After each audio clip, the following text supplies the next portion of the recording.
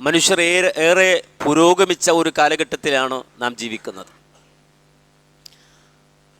പഴയകാല ശിലായുഗത്തിൽ നിന്നൊക്കെ മാറി ടെക്നോളജികൾ കണ്ടെത്തി പുരോഗതിയിൽ നിന്ന് പുരോഗതിയിലേക്ക് നടന്നുകൊണ്ടിരിക്കുന്ന മനുഷ്യൻ്റെ ചിത്രമാണ് നാം ഇന്ന് ദർശിച്ചു കൊണ്ടിരിക്കുന്നത്. ഈ പുരോഗതിയെല്ലാം നേടുമ്പോഴും അടിസ്ഥാനപരമായൊരു പ്രശ്നം ഇന്നും ബാക്കി നിൽക്കുകയാണ്. പ്രഗത്ഭ ചിന്തകനായിരുന്ന ലണ്ടൻ യൂണിവേഴ്സിറ്റിയിലെ പ്രൊഫസറായിരുന്ന മിസ്റ്റർ ലോർഡ്, അദ്ദേഹം നടത്തിയ ഒരു പ്രസ്താവന അൽ ബാഇസുൽ ഇസ്ലാമിയിൽ പ്രസിദ്ധീകരിക്കുകയുണ്ടായി. അതിപ്രകാരമാണ്: ഇന്നക്കും തഖ്ദിറൂന അൻ തതീറു ഫിൽ ഹവാഇ ഖത്തുയൂർ. നിങ്ങളിന്ന് അന്തരീക്ഷത്തിലൂടെ പക്ഷികളെപ്പോലെ പാറി നടക്കുകയാണ്. വതസ്ബഹു ഫിൽ മാഇ കസ്സമക്. സമുദ്രത്തിലൂടെ മത്സ്യങ്ങളെപ്പോലെ നിങ്ങൾ ഊളിയിട്ട് നടക്കുകയാണ്. അത്രമാത്രം പുരോഗതിയും നേട്ടങ്ങളും നിങ്ങൾ കൈവരിച്ചു. ഭൂഖണ്ഡങ്ങളെ നിങ്ങൾ താണ്ടിക്കടക്കുന്നു. രാജ്യാതിർത്തികളെ വളരെ വേഗത്തിൽ നിങ്ങൾ കീഴടക്കിയിരിക്കുന്നു. പക്ഷേ വലാകിന്നകും ഇലൽ ആന ലാ തഅരിഫൂന കൈഫ തംശൂന അലൽ അർളി കഇൻസാൻ. നിങ്ങൾക്കറിയാതെ പോയ ഒന്ന്, മനുഷ്യനായി എങ്ങനെ നടക്കണം, മനുഷ്യരായി എങ്ങനെ ജീവിക്കണം എന്ന് മാത്രം നിങ്ങൾക്ക് ഈ യുഗത്തിലും അറിയുന്നില്ല. ഒരു മനുഷ്യനെ പോലെ എങ്ങനെ ജീവിക്കണം എന്നത് ഇന്നും നിങ്ങൾ പഠിച്ചിട്ടില്ല, മനസ്സിലാക്കിയിട്ടില്ല. സംഗതി പുരോഗതിയിൽ നിന്ന് പുരോഗതിയിലേക്ക് പോകും തോറും പുതിയ പുതിയ കണ്ടുപിടുത്തങ്ങൾ നടത്തുന്നുണ്ടെങ്കിലും മനുഷ്യനായി ഇങ്ങനെ ജീവിക്കണം എന്ന പാഠം ഇന്ന് ലോകം മറന്നുപോയിരിക്കുന്നു എന്നുള്ളത് മാനവ സമൂഹത്തെ നിരീക്ഷിക്കുന്ന ഏതൊരാളും കണ്ടെത്തുന്നൊരു യാഥാർത്ഥ്യമാണ്. ഇവിടെയാണ് അല്ലാഹു സുബ്ഹാനഹു വ തആല നമുക്ക് ഹിദായത്തിൻ്റെ വെളിച്ചം തന്നത്. ഹിദായത്ത് എന്ന് പറഞ്ഞാൽ കുറേ കണ്ടുപിടുത്തങ്ങൾ നടത്തുവാനുള്ള സൂത്രവാക്യങ്ങൾ നമുക്ക് കൈമാറുകയല്ല അല്ലാഹു സുബ്ഹാനഹു വ തആല ചെയ്യുന്നത്. നേരെ മറിച്ച് ഉള്ളും പുറവും നന്നാക്കി അല്ലാഹു സുബ്ഹാനഹു വ തആല നമുക്ക് തന്ന ജീവിതം എങ്ങനെയായിരിക്കണം, ഏറ്റവും നല്ല ക്വാളിറ്റിയിൽ, ഏറ്റവും നല്ല രൂപത്തിൽ നിർവഹിക്കേണ്ടത് എന്ന പാഠമാണ് അല്ലാഹു സുബ്ഹാനഹു വ തആല ഹിദായത്ത് നമുക്ക് സമ്മാനിച്ചതിലൂടെ നമുക്ക് തരുന്നത്. വളരെ കുറഞ്ഞ കാലമാണെങ്കിലും പ്രകാശത്തിൽ, വെളിച്ചത്തിൽ കണ്ടു ജീവിക്കുക എന്നതാണ് അല്ലാഹു സുബ്ഹാനഹു വ തആല നമുക്ക് ഹിദായത്ത് സമ്മാനിച്ചതിലൂടെ ലക്ഷ്യം വെക്കുന്നത്. അതുകൊണ്ടാണ് വിശുദ്ധ ഖുർആൻ ചോദിച്ചില്ലേ, അവമൻ കാന മൈതൻ ഫഅഹ്യൈനാഹു വജഅൽനാ ലഹു നൂറൻ യംശി ബിഹി ഫിന്നാസ് കമൻ മസലുഹു ഫിൽ ളുലുമാത് ലൈസ ബിഖാരിജിൻ മിൻഹാ കദാലിക സുയ്യിന ലിൽ കാഫിരീന മാ കാനൂ യഅമലൂൻ. ഒരു വെളിച്ചവുമില്ലാതെ ജീവിച്ചവർ, എത്രത്തോളം ഒരു മയ്യിത്തിന് തുല്യം ജീവിച്ചവർ, ഒരു ഉൾക്കാമ്പുമില്ലാതെ, ഒരു ജീവനുമില്ലാതെ, ജീവന്റെ തുടിപ്പില്ലാതെ ജീവിച്ചവർക്ക് ഫഅഹ്യൈനാഹു, നാം അവർക്ക് ജീവൻ നൽകുകയാണ്. ജീവിതം, അതിൻ്റെ കാമ്പ് മനസ്സിലാക്കി ജീവിതം നൽകുകയാണ്, അവർക്ക് ഉൾക്കാഴ്ച നൽകുകയാണ്. വജഅൽനാ ലഹു നൂറൻ യംശി ഫിന്നാസ്, ജനങ്ങൾക്കിടയിലൂടെ അവർ നടക്കുന്നത് പ്രകാശത്തിലാണ്, വെളിച്ചം കണ്ടുകൊണ്ടാണ്. അല്ലാഹുവിൻ്റെ വഹീൻ്റെ പ്രകാശം, റിസാലത്തിൻ്റെ പ്രകാശം, ആ പ്രകാശം കണ്ട് നടക്കുന്ന ആളുകൾ കമൻ മസലുഹു ഫിൽ ളുലുമാതി ലൈസ ബിഖാരിജിൻ മിൻഹാ, ഇരുളിൽ നടക്കുന്നവനെ പോലെയാകുമോ? ഖുർആൻ ചോദിക്കുകയാണ്. കണ്ണ് കാണാതെ തപ്പിയും തടഞ്ഞും നടക്കുന്നവനെ പോലെയാകുമോ എന്ന് വിശുദ്ധ ഖുർആൻ ചോദിക്കുകയാണ്. അപ്പോൾ അല്ലാഹു സുബ്ഹാനഹു വ തആല നമുക്ക് വെളിച്ചം തന്നു. ആ വെളിച്ചത്തിൽ ഏറ്റവും പ്രധാനപ്പെട്ടത് കലിമത്തു തൗഹീദാണ്, ലാ ഇലാഹ ഇല്ലല്ലാഹയാണ്. ആ ലാ ഇലാഹ ഇല്ലല്ലാഹ് എന്നുള്ളത് മനുഷ്യനെ സംബന്ധിച്ചിടത്തോളം അവനെ സ്വർഗപ്രവേശത്തിന് അർഹമാക്കുന്ന അടിസ്ഥാന ആദർശമാണ്. അവന് അത് ഹൃദയം കൊണ്ട് അവൻ ഉറപ്പിക്കുകയാണ്, ഖൽബ് കൊണ്ട്. അത് ഹൃദയത്തിൻ്റെ വെളിച്ചമായി മാറുകയാണ്, മനസ്സിൻ്റെ വെളിച്ചമായി മാറുകയാണ്. മാത്രമല്ല ഇഖ്റാറും ബിൽ ലിസാൻ, മനസ്സിലുള്ളത് നാവ് കൊണ്ട് അത് അംഗീകരിക്കുകയാണ്, പ്രഖ്യാപിക്കുകയാണ്. മാത്രമല്ല വഉകുലുഹ അമലുൽ അർക്കാൻ, അതിനനുസരിച്ചുള്ള അല്ലാഹുവിന് വിധേയപ്പെട്ടുകൊണ്ടുള്ള ജീവിതം നാവിലും അവയവങ്ങളിലുമൊക്കെ നമ്മുടെ പ്രവർത്തനങ്ങളിലൂടെ പ്രകടമാവുകയാണ്. അത് വിശുദ്ധ ഖുർആൻ പറഞ്ഞതുപോലെ സുന്ദരമായ ഒരു വൃക്ഷമാണ്. വിശുദ്ധ ഖുർആനിൽ അള്ളാഹു പറഞ്ഞില്ലേ, കലിമത്തുൻ ത്വയ്യിബ കശജറത്തിൻ ത്വയ്യിബ അസ്ലുഹാ സാബിത് വഫർഉഹാ ഫിസ്സമാ. അതൊരു വടവൃക്ഷം പോലെയാണ്. അതിൻ്റെ താഴെ വരുന്നവർക്ക്, കീഴെ വരുന്നവർക്ക് അത് തണൽ നൽകിക്കൊണ്ടിരിക്കും. വിശക്കുന്നവന് അത് പഴം നൽകിക്കൊണ്ടിരിക്കും. അതുപോലെ തളർന്നു വന്നവന് ആശ്വാസം നൽകിക്കൊണ്ടിരിക്കും. അപ്പോൾ ഒരു വടവൃക്ഷം പോലെയാണ് കലിമത്തു ത്വയ്യിബ, പരിശുദ്ധമായ ആ കലിമത്ത് എന്ന് അല്ലാഹു സുബ്ഹാനഹു വ തആല പറഞ്ഞുവെങ്കിൽ, യഥാർത്ഥത്തിൽ ഒരു മുഅ്മിൻ, ആ മുഅ്മിനെ സംബന്ധിച്ചിടത്തോളം ലാ ഇലാഹ ഇല്ലല്ലാഹ് എന്ന കാമ്പ് അവൻ്റെ ഉള്ളിൽ വഹിക്കുന്നതോടെ അവൻ പൂർണ്ണ മനുഷ്യനായി മാറുകയാണ്. ജീവിതത്തിൻ്റെ യാഥാർത്ഥ്യത്തിലേക്ക് അവൻ നടന്നു വരികയാണ്. മുഹമ്മദ് നബി സല്ലല്ലാഹു അലൈഹി വസല്ലമയെ ഉൾക്കൊള്ളുന്നതിലൂടെ അവൻ ലോകത്തിലെ ഏറ്റവും വിശിഷ്ട സ്വഭാവമുള്ള, ഏറ്റവും നല്ല വ്യക്തിത്വമുള്ള, ഏറ്റവും നല്ല പേഴ്സണാലിറ്റി ഉള്ള മനുഷ്യനായി അവൻ മാറുകയാണ്. അവൻ്റെ അടിമുടി അവൻ്റെ ജീവിതത്തെ മാറ്റുകയാണ്. അതുതന്നെയാണ് ലോകം ഇസ്ലാമിനെ വെറുക്കുവാൻ, അല്ലെങ്കിൽ ഇസ്ലാമിനെ കുറിച്ചൊരു ഫോബിയ പരത്തുവാൻ കാരണമായതും അതുതന്നെയാണ്.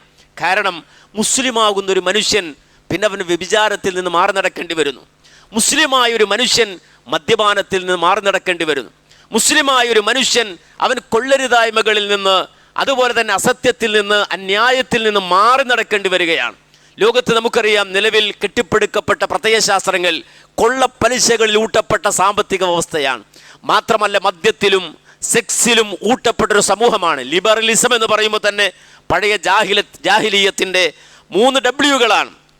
വുമൻ, വാർ, അതുപോലെ തന്നെ വൈൻ.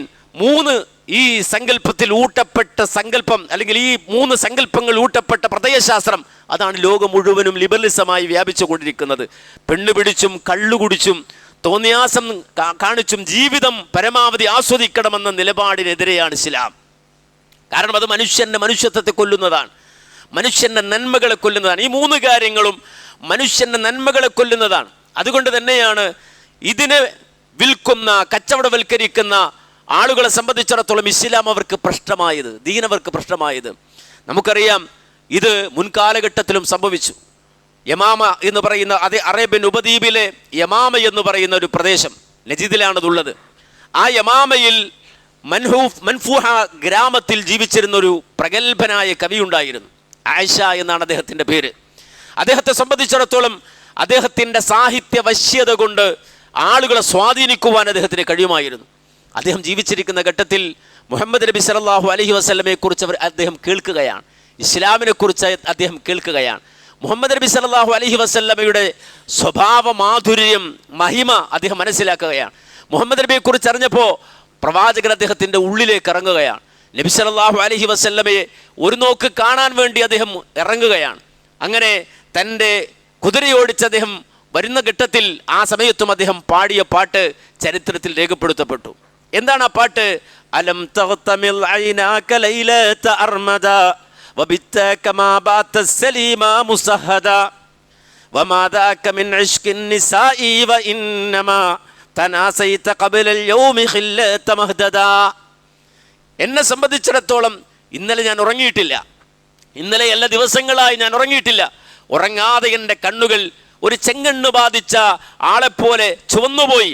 ആ ചുവന്ന രൂപത്തിൽ എൻ്റെ കണ്ണുകളായതും, അതുപോലെ തന്നെ വിഷം ഏറ്റൊരു മനുഷ്യൻ ഉറങ്ങാറില്ല, ആ രൂപത്തിൽ വിഷം ഏറ്റവനെ പോലെ ഞാൻ ഉറങ്ങാതിരുന്നതും യഥാർത്ഥത്തിൽ എൻ്റെ കണ്ണിന് രോഗം ബാധിച്ചതുകൊണ്ടോ എനിക്ക് വിഷമേറ്റതുകൊണ്ടോ അല്ല. അതിനു പുറമെ ഏതെങ്കിലും ഒരു പെണ്ണിനോടുള്ള പ്രേമം എൻ്റെ മനസ്സിൽ കുടുങ്ങിയിട്ട് എൻ്റെ ഉറക്കം നഷ്ടപ്പെട്ടതുമല്ല. അങ്ങനെ ഒരു പെണ്ണിനോടും എനിക്ക് പ്രേമമില്ല. ആകെ ഉണ്ടായിരുന്നത് മഹ്ദദ് എന്ന് പറയുന്ന സ്ത്രീയോടുള്ള പ്രേമമായിരുന്നു. അതെപ്പോഴോ ഞാൻ മറന്നു കളഞ്ഞതാണ്. എൻ്റെ മനസ്സിൽ ഇപ്പോൾ അങ്ങനെ ഒരു ചിന്തയുമില്ല. പക്ഷേ എനിക്ക് ഉറങ്ങാൻ കഴിയുന്നില്ല.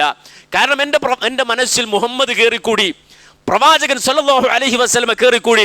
വആലൈതു ലാ ആവിലഹാ മിൻ കലാലത്തിൻ വലാ മിൻ ഹഫൻ ഹത്താ തുലാഖി മുഹമ്മദാ. എൻ്റെ ഒരു ന്യായവും ഞാൻ മുന്നോട്ട് വെക്കുകയില്ല. എൻ്റെ വാഹനത്തിൻ്റെ ഒട്ടകത്തിൻ്റെ കുളമ്പുകൾക്ക് കേടുവന്നു എന്ന് പറഞ്ഞിട്ടോ അല്ലെങ്കിൽ ഓടിക്ഷീണിച്ചു എന്ന് പറഞ്ഞിട്ടോ ഒന്നും എൻ്റെ യാത്ര ഞാൻ മാറ്റിവെക്കുകയില്ല. എൻ്റെ ലക്ഷ്യം മുഹമ്മദുർ റസൂലുള്ളയാണ്. മതാമാ തുനാഖി ഇൻദ ബാബി ബിൻ ഹാഷിമി തുറാഹി വതൽഖി മിൻ ഫവാദിലിഹി ഈനദാ. എൻ്റെ എൻ്റെ ഒരു വിശ്രമം എൻ്റെ ജീവിതത്തിൽ ഉണ്ടാകണമെങ്കിൽ അത് മുഹമ്മദുർ റസൂലുള്ളാഹി സ്വല്ലല്ലാഹു അലൈഹി വസല്ലമയുടെ വീട്ടുപടിക്കൽ, ഇബ്നു ഹാഷിമിൻ്റെ വീട്ടുപടിക്കൽ എത്തിയിട്ടല്ലാതെ എനിക്കിനി വിശ്രമമില്ല.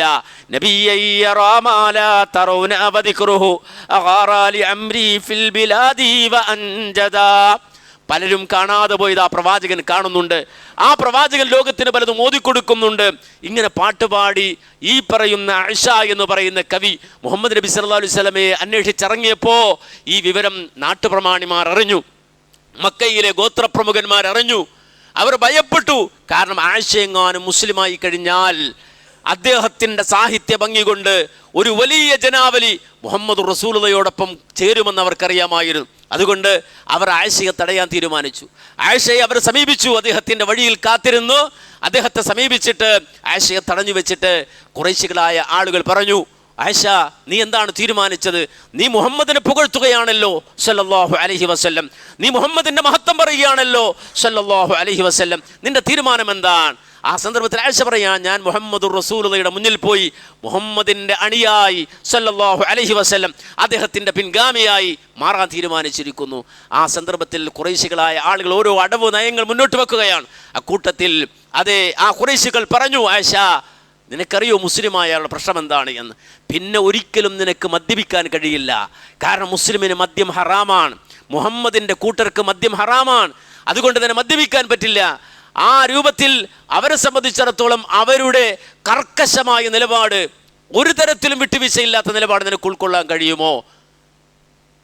രണ്ടാമത്, നിന്നെ സംബന്ധിച്ചിടത്തോളം നിനക്ക് പ്രേമിക്കാൻ കഴിയില്ല. നിന്നെ സംബന്ധിച്ചിടത്തോളം അന്യ പെണ്ണിനെ ആവശ്യത്തിന് ഉപയോഗിക്കുക എന്ന ഇടപാട് അവർക്കില്ല. അവർക്ക് വിവാഹത്തിലൂടെ അല്ലാതെ ഒരിടപാടും നടക്കില്ല. നിനക്കത് സ്വീകരിക്കാൻ പറ്റുമോ? രണ്ടാമത് പറഞ്ഞ കാര്യം ആയിഷ പറഞ്ഞു, അതെനിക്ക് പ്രശ്നമല്ല. കാരണം എന്നെ സംബന്ധിച്ചിടത്തോളം എൻ്റെ മനസ്സിൽ നിന്ന് അങ്ങനെയുള്ള പ്രേമം, ആ രൂപത്തിൽ അന്യപെണ്ണിനെ പ്രാപിക്കുന്ന വികാരവും വിചാരവും ഒക്കെ പണ്ടേ പോയി. ഞാനിപ്പോൾ ആ രംഗത്തില്ല. അതുകൊണ്ട് അതെനിക്ക് പ്രശ്നമല്ല, അത് ഞാൻ ഉൾക്കൊള്ളും. വ്യഭിചാരത്തിലേക്ക് ഞാൻ പോകില്ല, അതെനിക്ക് ഉൾക്കൊള്ളാൻ കഴിയും. പക്ഷേ നിങ്ങൾ പറഞ്ഞ മദ്യപാനം, അതെനിക്ക് പ്രശ്നമാണ്. കള്ളു കുടിക്കാതിരിക്കുക എന്ന് പറഞ്ഞാൽ അതെനിക്ക് പ്രശ്നമാണ്. അപ്പോഴും രണ്ട് ചിന്തകൾ ആയിഷയുടെ മനസ്സിലേക്ക് വന്നു. എന്തു ചെയ്യും? മുഹമ്മദ് റസൂലുള്ളാഹിയെ ഉപേക്ഷിക്കാൻ കഴിയില്ല, ദീനിനെ ഉപേക്ഷിക്കാൻ കഴിയില്ല. പക്ഷേ മദ്യപാനം അത് പാടില്ലാത്തൊരവസ്ഥയുണ്ടായാൽ എന്തു ചെയ്യും? ആയിഷ ഒരു തീരുമാനം എടുത്തു. 1 കൊല്ലം കൂടി എൻ്റെ ഈ തീരുമാനത്തിന് ഞാൻ ദൈർഘ്യം നൽകുകയാണ്. അടുത്ത കൊല്ലം ഞാൻ മുഹമ്മദിനെ കാണും. അതിൻ്റെ ഉള്ളിൽ എൻ്റെ എനിക്ക് മതി വരുവോളം ഞാൻ മദ്യപിച്ച് ആ മദ്യത്തോടുള്ള എല്ലാ ത്വരയും തീർത്ത് ഞാൻ അടുത്ത കൊല്ലം മുഹമ്മദിനെ കാണാൻ തീരുമാനിച്ചു എന്ന് പറഞ്ഞ് അദ്ദേഹം മടങ്ങിപ്പോയി. പക്ഷേ അടുത്ത വർഷം കാണാൻ അള്ളാഹു അദ്ദേഹത്തിന് ആയുസ് കൊടുത്തില്ല. അടുത്ത കൊല്ലം എത്തുന്നതിന് മുമ്പ് അദ്ദേഹം ഈ ലോകത്ത് നിന്ന് വിട പറഞ്ഞുപോയി. ഇസ്ലാം പുൽകാൻ അദ്ദേഹത്തിന് കഴിഞ്ഞില്ല, ദീൻ പുൽകാൻ അദ്ദേഹത്തിന് കഴിഞ്ഞില്ല. ആ വന്ന വഴിയിൽ നിന്ന് മദ്യത്തിൻ്റെ പേര് പറഞ്ഞപ്പോൾ അദ്ദേഹത്തെ സംബന്ധിച്ചിടത്തോളം അദ്ദേഹം തീരുമാനിച്ചത് അടുത്ത വർഷം ഞാൻ നന്നാകുമെന്നാണ് തീരുമാനിച്ചത്. പക്ഷേ ആ തീരുമാനത്തിന് അങ്ങോട്ടെത്താൻ അല്ലാഹു സുബ്ഹാനഹു വ തആല അദ്ദേഹത്തിന് ആയുസ് കൊടുത്തിട്ടില്ലായിരുന്നു. അദ്ദേഹം ആ ഇസ്ലാം സ്വീകരിക്കാതെ ഈ ലോകത്ത് നിന്ന് വിട പറയേണ്ടി വന്ന ദുർഗതിയെ സംബന്ധിച്ച് അദ്ദേഹത്തിൻ്റെ ചരിത്രത്തിൽ നമുക്ക് കാണാൻ കഴിയും. നമ്മളിത് ഓർത്തു വെക്കണം. പല കാര്യങ്ങളും നമ്മുടെ മുന്നിലേക്ക് ദീൻ കൊണ്ടുവന്ന് ഇട്ടുതരും. അത് ഗിഫ്റ്റാണ്. അല്ലാഹു സുബ്ഹാനഹു വ തആല നമുക്ക് തരുന്ന ഗിഫ്റ്റാണ്. ദീൻ നമുക്ക് തരുന്ന ഗിഫ്റ്റാണ്, റബ്ബ് തആലയുടെ ഗിഫ്റ്റാണ്. ഓരോ നന്മകളും നമ്മുടെ മുന്നിൽ വെക്കുമ്പോൾ നമ്മളത് കാണുമ്പോൾ നമ്മൾ തീരുമാനം എടുക്കുകയാണ്. എന്ത്? അടുത്ത കൊല്ലമാകാം, ഇനി റമദാനാകുമ്പോഴാകാം. പക്ഷേ അത്രയും നമുക്ക് ആയുസ്സുണ്ടാകുമോ? അള്ളാഹു നമ്മുടെ മുന്നിൽ ഒരു വിഭവം കൊണ്ടുവന്ന് വെച്ചിട്ട്, ഒരു സമ്മാനം കൊണ്ടുവന്ന് വെച്ചിട്ട് അത് സ്വീകരിക്കാതെ, അത് ഉൾക്കൊള്ളാൻ കഴിയാതെ, ആ ഗിഫ്റ്റ് വാങ്ങാതെ ഈ ലോകത്തിൽ നിന്ന് മരിച്ചു പോവുക എന്ന് പറഞ്ഞാൽ വലിയ അപകടമാണ്. അതുകൊണ്ട് തന്നെ നമ്മളെപ്പോഴും ഈ ആയിഷയുടെ ചിത്രം മനസ്സിൽ സൂക്ഷിച്ചു കൊണ്ടിരിക്കണം. ദീനിൻ്റെ ഏത് കാര്യം വന്നാലും നമ്മെ സംബന്ധിച്ചിടത്തോളം ദീനിന് മുൻതൂക്കം നൽകുന്നൊരവസ്ഥ ഉണ്ടാക്കണം. അത് റബ്ബിൻ്റെ ഗിഫ്റ്റാണ്, അള്ളാഹുവിൻ്റെ സമ്മാനമാണ്, അത് വെളിച്ചമാണ്, അത് പ്രകാശമാണ്, അത് സ്വർഗത്തിലേക്ക് അള്ളാഹു തരുന്ന വിഭവമാണ് എന്ന് ചിന്തിക്കാൻ നമുക്ക് സാധിക്കേണ്ടതുണ്ട്. ആ ഒരു ചിന്ത എപ്പോഴും നമ്മുടെ മനസ്സിൽ കൊണ്ടു നടക്കേണ്ടതുണ്ട്. ആ ഒരു നന്മ നമ്മൾ ഉൾക്കൊള്ളുകയാണെങ്കിൽ ഇഹത്തിലും പരത്തിലും ഒരു മനുഷ്യനായി നമുക്ക് ജീവിക്കാൻ കഴിയും. ആ മനുഷ്യത്വത്തിൻ്റെ നന്മകൾ നമുക്ക് പുൽകാൻ കഴിയും. അള്ളാഹുവിൻ്റെ റഹ്മത്ത് നമുക്ക് ലഭിക്കും. അള്ളാഹു സുബ്ഹാനഹു വ തആല നമുക്ക് അവസരമുണ്ടാക്കി തരുമാറാകട്ടെ. ആ നിലയ്ക്ക് ഈമാനികമായ എല്ലാ നന്മകളെയും ഉൾക്കൊണ്ട് ജീവിക്കാൻ അള്ളാഹു സുബ്ഹാനഹു വ തആല നമുക്ക് തൗഫീഖ് നൽകി അനുഗ്രഹിക്കുമാറാകട്ടെ എന്ന് പ്രത്യേകം ദുആ ചെയ്യുകയാണ്. അതോടൊപ്പം ചേർത്ത് വായിക്കേണ്ട ഒരു മനുഷ്യൻ, അദ്ദേഹത്തിൻ്റെ പേര് ഫുദാല എന്ന് പറയുന്ന മനുഷ്യനാണ്. അദ്ദേഹം റസൂലുള്ളാഹിയെ കൊല്ലാൻ ഇറങ്ങിയ ആളാണ്. പ്രവാചകനെ കൊല്ലാൻ ഇറങ്ങിയ ആളാണ്. പ്രത്യേകിച്ച് മക്കം ഫതഹിന്റെ ദിവസത്തിൽ പ്രവാചകനെ തക്കത്തിൽ കൊല്ലാനിറങ്ങിയ മനുഷ്യനാണ്. പ്രവാചകൻ തവാഫ് ചെയ്തപ്പോൾ പ്രവാചകന്റെ കൂടെ അദ്ദേഹം കൂടി, പ്രവാചകന്റെ മുന്നിൽ അദ്ദേഹം വന്നു. ആ സന്ദർഭത്തിൽ അടുത്ത അവസരം കിട്ടിയാൽ പ്രവാചകന്റെ ശരീരത്തിലേക്ക് തൻ്റെ കയ്യിലുള്ള ആയുധം കുത്തിയിറക്കാൻ വന്ന ആ മനുഷ്യനെ കണ്ട് റസൂലുള്ളാഹി സ്വല്ലല്ലാഹു അലൈഹി വസല്ലമ ആ തവാഫിനിടയിൽ വെച്ചുകൊണ്ട് ചോദിച്ചു, ആ ഫളാല, നീ ആ ഫുലാല ആണോ എന്ന് ചോദിച്ച സന്ദർഭത്തിൽ അദ്ദേഹം പറഞ്ഞു, നാം നാം, ഞാൻ ഫുലാലയാണ്. ആ സന്ദർഭത്തിൽ റസൂൽ അയാളോട് ചോദിക്കുകയാണ്, മാ കുൻ തുഹദ്ദിസു ബിഹി നഫ്സക്, എന്താണ് നീ പറഞ്ഞുകൊണ്ടിരിക്കുന്നത്? മാദാ കുൻ തുഹദ്ദിസു ബിഹി നഫ്സിക്, നിന്റെ കാര്യത്തിൽ ബിഹി നഫ്സക്, നിന്റെ മനസ്സിൽ നീ എന്താണ് പറഞ്ഞുകൊണ്ടിരിക്കുന്നത്? എന്താ നീ ഇപ്പോൾ നിന്റെ മനസ്സിൽ വിചാരിച്ചു കൊണ്ടിരിക്കുന്നത്? റസൂലുള്ളാഹി സ്വല്ലല്ലാഹു അലൈഹി വസല്ലമക്ക് അല്ലാഹു വഹി കൊടുക്കാൻ, ഈ മനുഷ്യൻ നബി നിങ്ങളെ കൊല്ലാൻ വന്ന ആളാ, അദ്ദേഹത്തിൻ്റെ കയ്യിൽ ആയുധമുണ്ട്. ആ വഹിയുടെ വിവരത്തിനടിസ്ഥാന റസൂലുള്ളാഹി ചോദിക്കുക, എന്താ നീ പറഞ്ഞുകൊണ്ടിരിക്കുന്നത്? ഉടൻ തന്നെ അയാൾ വല്ലാശയി, ഒന്നുമില്ല, ഞാനൊന്നും അങ്ങനൊന്നുമില്ല, വെറുതെ തവാഫ് ചെയ്യുകയാണ്. നബി സല്ലല്ലാഹു അലൈഹി വസല്ലമ ആ മനുഷ്യനോട് പറഞ്ഞു, ഉദ്കുറുല്ലാഹ് ഉദ്കുറുല്ലാഹ് ഉദ്കുറുല്ലാഹ്, നീ അല്ലാഹുവിനെ ഓർക്ക്, ഇസ്തഗ്ഫിരില്ലാഹ്, നീ അല്ലാഹുവിനോട് ഇസ്തിഗ്ഫാർ ചെയ്യ് എന്ന് മാത്രമല്ല. നബി സല്ലല്ലാഹു അലൈഹി വസല്ലം സുമ്മ വദഅഹു അലാ സദ്രി യദഹു അലാ സദ്രിഹി, പ്രവാചകൻ തൻ്റെ കൈയെടുത്ത ആ മനുഷ്യന്റെ നെഞ്ചത്തേക്ക് വെക്കുകയാണ്. ഫളാല പറയുകയാണ് വല്ലാഹി മാ റഫഅ യദഹു അൻ സദ്രി ഹത്താ മാ മിൻ ഖൽഖില്ലാഹി ശൈഉൻ അഹബ്ബ ഇലയ്യ മിൻഹു. പ്രവാചകൻ എൻ്റെ നെഞ്ചത്ത് നിന്ന് കൈയെടുക്കുമ്പോൾ എൻ്റെ ഹൃദയം പ്രവാചകനെ ലോകത്തെ എല്ലാത്തിനേക്കാളും സ്നേഹിക്കുന്ന അവസ്ഥയിലേക്ക് പരിവർത്തിപ്പിക്കപ്പെട്ടു എന്ന പ്രവാചകന്റെ ആ ഒരു തലോടൽ കൊണ്ട് ഏറ്റവും പ്രിയപ്പെട്ടവനായി മാറി എനിക്ക് റസൂല്. ഞാൻ റസൂലുള്ളാഹി സ്വല്ലല്ലാഹു അലൈഹി വസല്ലമയുടെ മുന്നിൽ കാര്യങ്ങൾ തുറന്നു പറഞ്ഞു. ഫറജഅതു ഇലാ അഹ്ലി, ഞാൻ എൻ്റെ കുടുംബത്തിലേക്ക് മടങ്ങിയത് പൂർണ്ണമായ മാറ്റത്തിലൂടെയാണ്, ദീൻ സ്വീകരിച്ചുകൊണ്ടാണ്, റസൂലുള്ളാഹി ഇഷ്ടപ്പെട്ടുകൊണ്ടാണ്, നബിയെ കൊല്ലാൻ വന്നയാളാണ്. പക്ഷേ പ്രവാചകന്റെ ഒരു ഇടപെടലിലൂടെ ആ മനുഷ്യന്റെ ജീവിതം മുഴുവൻ പരിവർത്തിപ്പിക്കുകയാണ്. ആ പോകുന്ന പോക്കിൽ ഈ പറയുന്ന ഫുലാലി എന്ന് പറയുന്ന മനുഷ്യൻ അവിടെയുള്ള സ്ത്രീകളുമായി ശൃംഗരിക്കുകയും അതുപോലെ തന്നെ അശ്ലീലങ്ങൾ പറഞ്ഞ് രസിക്കുകയും ഒക്കെ ചെയ്യുന്ന ആളായിരുന്നു.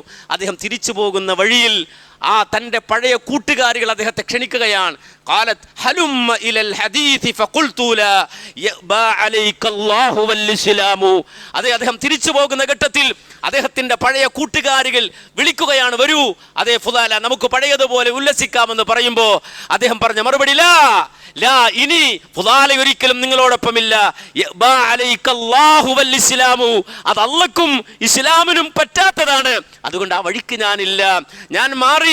കാരണം ഞാനിപ്പോ മുഹമ്മദ് റസൂലുള്ളാഹിയുടെ കൂടെയാണ്.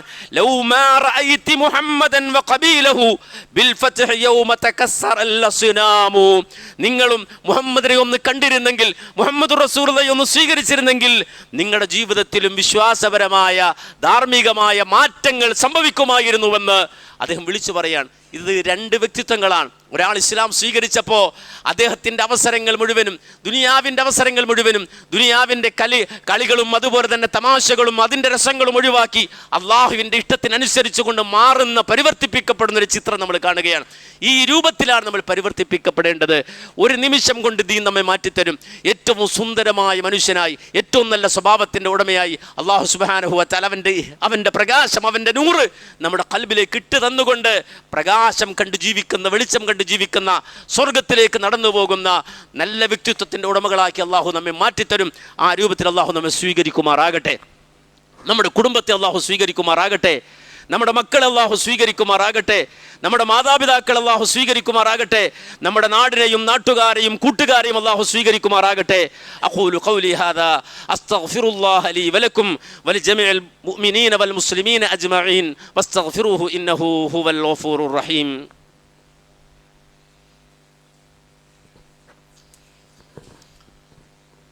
ഇന്നൽ ഹംദലില്ലാഹ് അസ്സലാത്തു വസ്സലാമു അലാ അഷ്റഫി റസൂലില്ലാഹ് വഅല ആലിഹി വസ്വഹ്ബിഹിൽ ഫായിസീന ബിറിദല്ലാഹ് അമ്മാ ബഅദ്.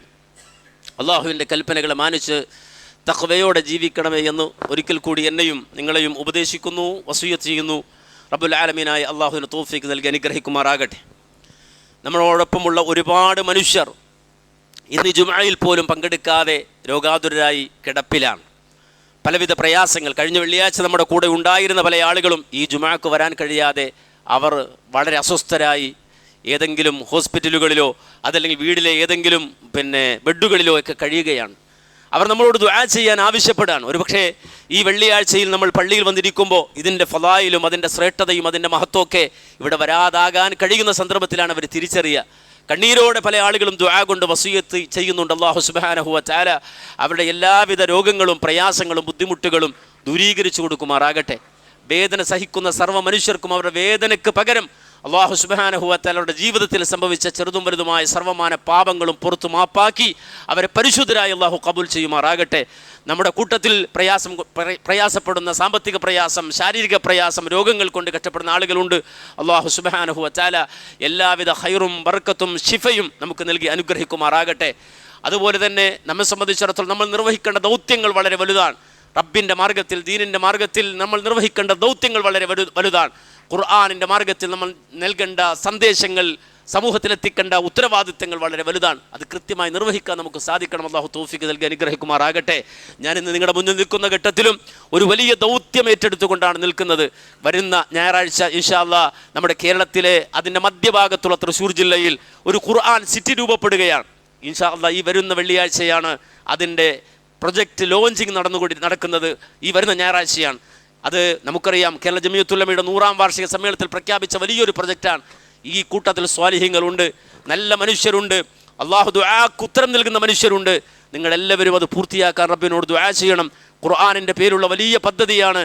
അത് പൂർത്തിയാക്കാൻ, നാളെ ആഖിറത്തിൽ അത് വലിയൊരു പ്രതിഫലമായി നമുക്കെല്ലാവർക്കും ലഭിക്കാൻ, നമ്മുടെ നാടിനൊരു പ്രകാശമായി തീരാൻ നിങ്ങൾ ഓരോരുത്തരും ഈ വെള്ളിയാഴ്ചയിൽ അതിൻ്റെ വിജയത്തിന് വേണ്ടി ദുആ ചെയ്യണം. അല്ലാഹു സുബ്ഹാനഹു വ തആല ആ ഖുർആനിൻ്റെ പദ്ധതി അവൻ സ്വീകരിക്കുകയും അതിൻ്റെ പിന്നിൽ പ്രവർത്തിക്കുന്ന മുഴുവൻ ആളുകൾക്കും വിശുദ്ധ ഖുർആനാകുന്ന പ്രകാശം കൊണ്ട് അല്ലാഹു സുബ്ഹാനഹു വ തആല വലിയ പ്രതിഫലം നൽകി അനുഗ്രഹിക്കുകയും ചെയ്യുമാറാകട്ടെ. കൂടുതൽ ദീനിൻ്റെ മാർഗത്തിൽ ഖിദ്മത്ത് ചെയ്യാൻ, മുസ്ലിമായി ജീവിച്ച് ഇസ്സത്തോടെ ലാ ഇലാഹ ഇല്ലല്ലാഹ് എന്ന കലിമത്ത് തൗഹീദ് ഉച്ചരിച്ച് ശുദ്ധരായി മരിക്കാൻ അല്ലാഹു നമുക്കെല്ലാവർക്കും തൗഫീഖ് തന്ന് അനുഗ്രഹിക്കുമാറാകട്ടെ. അല്ലാഹുമ്മ ഗ്ഫിറിൽ മുഅ്മിനീന വൽ മുഅ്മിനാത്ത് والمسلمين والمسلمات الأحياء منهم والأموات إنك مجيب الدعوات وقاضي الحاجات. اللهم أجرنا من النار، اللهم أجرنا من النار، اللهم أجرنا وأجر والدينا من النار. ربنا اغفر لنا ولإخواننا الذين سبقونا بالإيمان ولا تجعل في قلوبنا غلا للذين آمنوا ربنا إنك رؤوف رحيم والحمد لله رب العالمين.